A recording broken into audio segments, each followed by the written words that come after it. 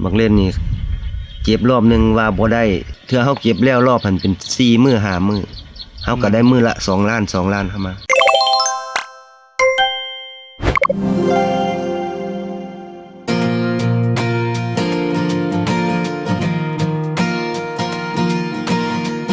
บัวลีวงสีแก้วอยู่บ้านปะฝางบ้านหอมปะฝางอาชีพแล้วแม่นเฮ็ดสวนเฮ็ดนาเฮาปลูกผักปลูกมะเขือปลูกหมากเล่นปลูกส่งตลาดแม่ค้ามาซื้อน้ำกระปั่นให้ไผมาก็ปั่นให้หมดว่าประมาณ20-30 ปีแล้วได้นี่เฮ็ดมานี่นะก็เริ่มเฮ็ดมาแต่น้ำพ่อน้ำเมียแต่ฮู้ความพุ่นล่ะแต่ยังเข้าโรงเรียนอยู่พุ่นล่ะเฮ็ดซอยพ่อซอยแม่มาแล้วได้ลูกได้เมียมาแล้วก็มาเฮ็ดเอาตัวเองไปเฮ็ดอันอื่นหั่นก็เฮามาคิดไรล่ะเงินเดือนหั่นมันบ่คุ้มเฮามาไล่เงินเดือนกับเฮาเฮ็ดสวนมันได้หลายก่อนมันก็ขึ้นบางช่วงถือว่ามันแพงงวดนึงเฮาก็ได้เทื่อละ10 กว่าล้านก็มีบางเทื่อก็ได้ฮอด20 ล้านก็มีบางเทื่อก็4-5 ล้านก็มีตามจังหวะของมันคือมะเขือนี่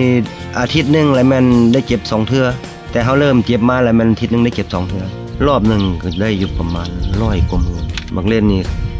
เก็บรอบนึงว่าบ่ได้เทื่อเฮาเก็บแล้วรอบมันเป็น4 มื้อ5 มื้อเฮาก็ได้มื้อละ2 ล้าน2 ล้านเข้ามาได้หลายสิ่งหลายอย่างหั่นแหละมีดินมีงานมีรถไถนามีรถจักรมีหลายๆอย่างแหละส่งลูกเรียนก็แม่นเงินเฮ็ดสวนนี้สบายใจบ่ว่าบ่มีผู้บังคับหัวใจเฮาบ่มีโมงมีเวลาบังคับหัวใจเฮาแม้ว่าเฮาเมื่อยเฮาก็เศร้าคันเฮาไปเฮ็ดหลายเหตุการณ์บ่ไปก็บ่ได้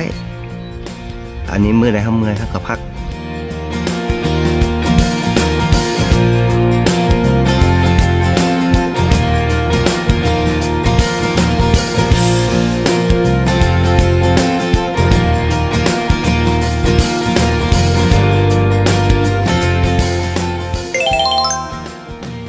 เอาเงินตัวนั้นมากับมาลงทุนซื้ออุปกรณ์ซื้อเครื่อง